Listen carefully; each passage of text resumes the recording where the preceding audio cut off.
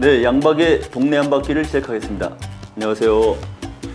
네, 오늘은 그 도일동 SRF 시설에 대한 이야기를 하겠습니다.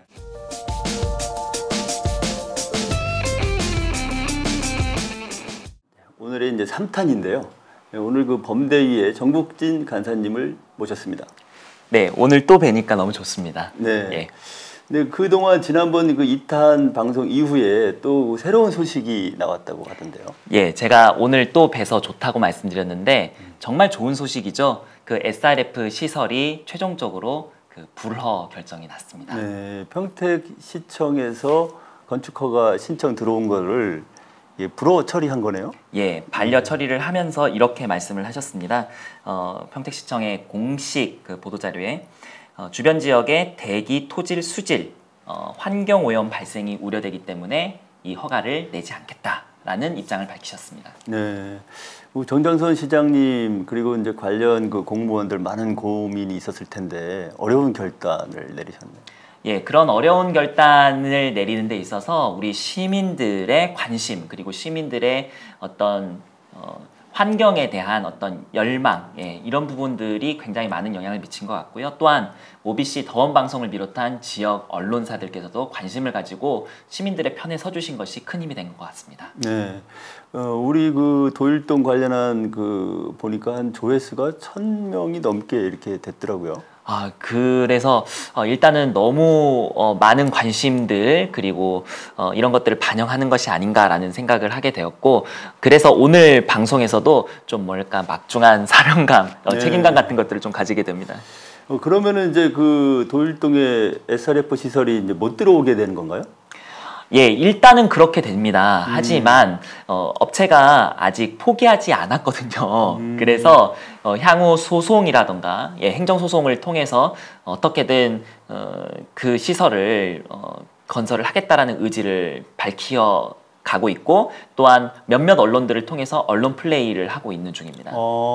지역의 이제 다른 언론들 통해서 이제 그런 의지의 표현 이런 것들이 나오고 있는 건가요?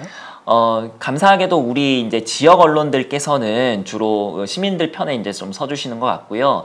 이 온라인 매체를 통한 어떤 중앙지를 중심으로 해서 그곳에서 이제 몇몇 기사들을 업체가 내고 있는 중입니다. 그럼 이제 앞으로 이제 행정소송으로 이제 진행될 가능성이 좀 있다, 이렇게 보는 건가요? 예, 그래서 우리 범대위도 이런 부분들에 있어서 좀 적극적으로 대응을 하고 이미 8개의 소각시설이 있는 평택시에 더 이상 하나의 소각장도 더 이상은 용납할 수 없다라는 그런 입장을 견지를 하고 있습니다. 예, 그 범대위에서는 이제 그 이후에도 보면 뭐 도의원 또 국회의원 이렇게 정치인들과의 간담회를 계속 이어갔는데, 예.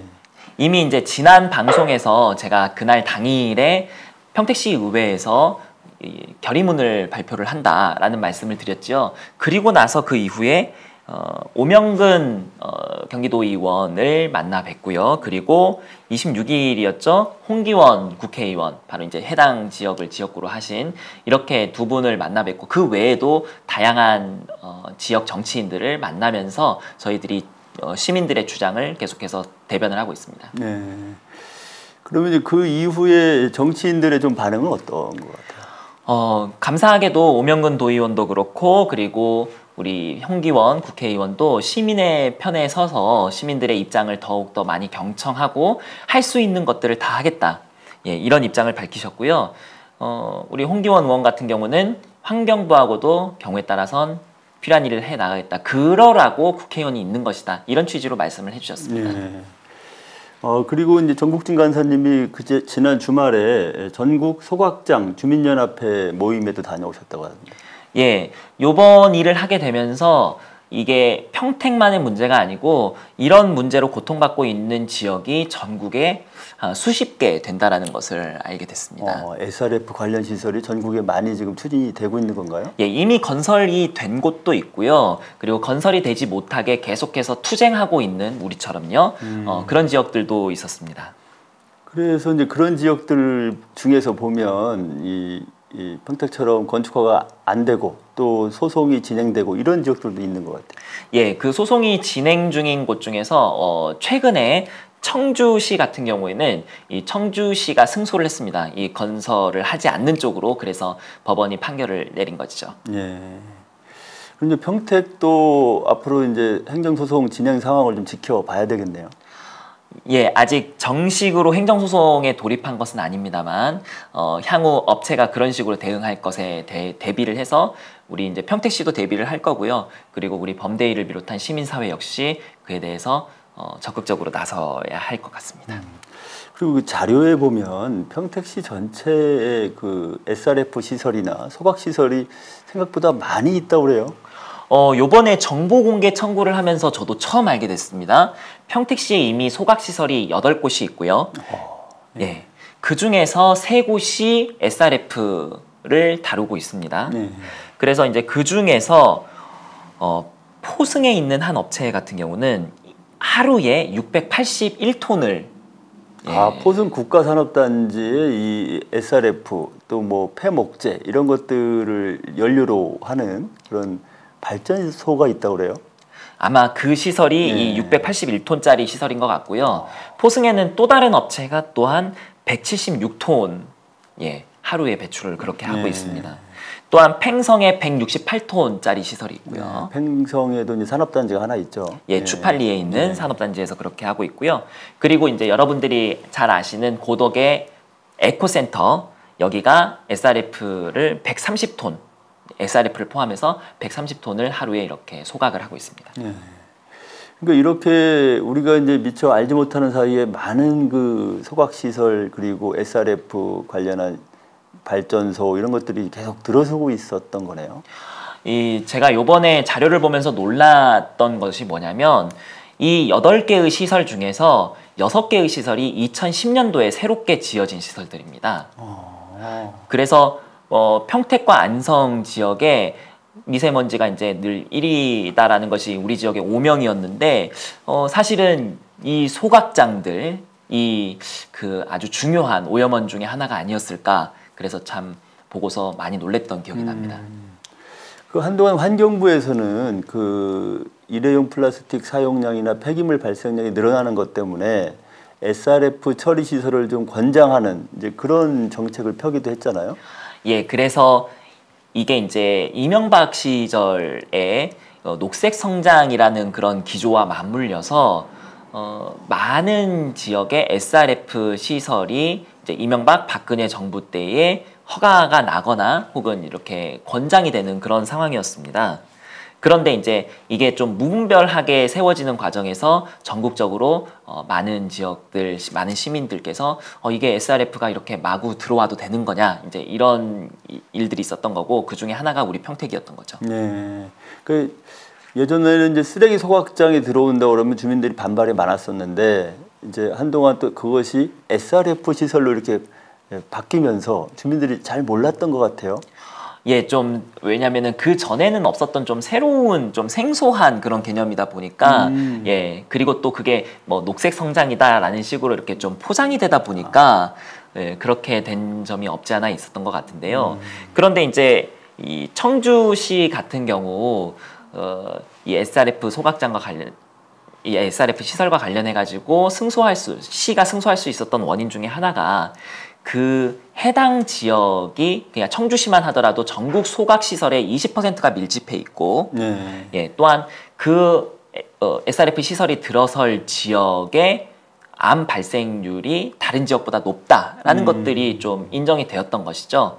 그래서 그러니까 이 SRF 요 고형 그 연료, 그러니까 폐기물을 가지고 이제 하다 보니까 이것을 소각하는 과정에서 좀 인체 유해한 그런 물질들이 많이 나오나 봐요.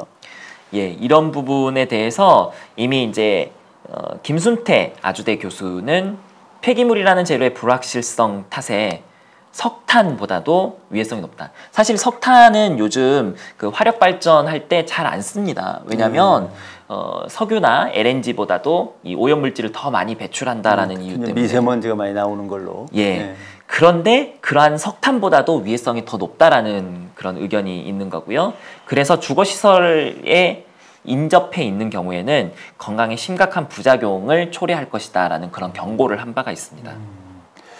그렇죠. 이 시설 같은 경우에는 사실상 24시간 또 365일 계속 가동되는 이제 그런 특성이 있기 때문에 이것이 한번 들어오면은 그 주변 지역의 환경에 미치는 영향, 이것이 좀 우려가 되는 면이 있죠.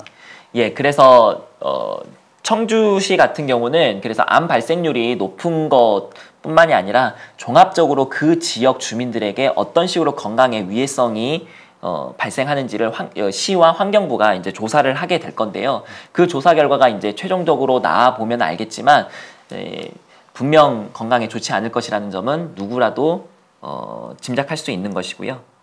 네, 그럼 이제 앞으로 우리 그 범대위에서는 어떠한 그 활동 계획을 갖고 계신가요? 예, 앞서도 말씀드렸듯이 이미 8개의 소각시설이 있는 평택시에는 더 이상 추가적인 소각장이나 SRF 시설이 들어서는 안 된다라는 그런 기조로 시민들과 함께 굳이 그게 꼭 도일동이 아니라도요. 어느 평택의 지역에서건 이미 밀집해 있는 소각시설에 더한 소각시설이 들어서는 것은 막겠다. 미세먼지를 막고 오염물질을 막아서 우리 평택시민의 환경권을 보장하고 건강을 보장하겠다. 그런 입장으로 앞으로도 활동을 이어나갈 생각입니다. 네.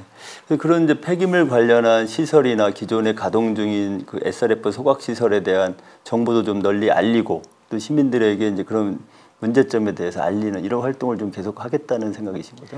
예, 그래서 이미 지역 정치인들에게 정보를 많이 이렇게 주라고 말씀을 드렸고 그런 정보들은 우리 시민들께 적절한 형태로 공개를 하고 있고요. 이미 카페를 개설을 해서 그곳에 저희들의 자료를 올려드리고 있습니다.